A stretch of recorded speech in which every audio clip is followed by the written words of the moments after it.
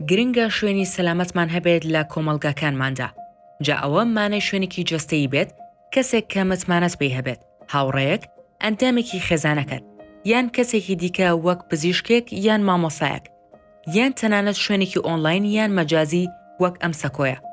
کۆمەڵگاکە دەبێت شوێنێک بێت کە تیایدا هەست بە سەلامەتی بکەیت. کۆمەڵگە دەتوانێت مانای زۆر شت بێت. ئەو ناوچەیە دەگرێتەوە کە تێیدا دەژیت، دراوسەکانت، قوتابخانەکەت یان کارەکەت، بازاڕەکەت یان دوکانی خواردن و خواردنەوەکەت، هاوڕێیانت، شوێنی پەرستنەکەت، یان ئەو شوێنانەی کە لە کاتی بەتاڵیدا چالاکیەکانت تێیدا ئەنجام دەدەیت. لە هەندێک کاتدا هەندێک بەش لە کۆمەڵگەکەت دەتوانن نائارام بن یان وا هەست بکەیت کە نائارامن. تۆ ناتوانیت کۆنتڕۆڵی کردار و هەڵوەست و ڕەفتارەکانی کەسانی تر بکەیت.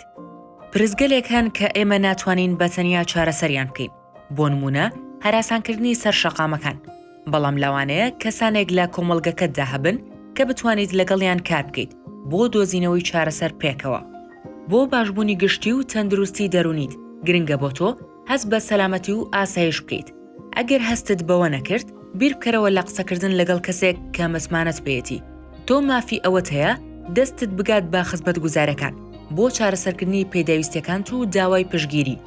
تۆ بەتەنها نیت.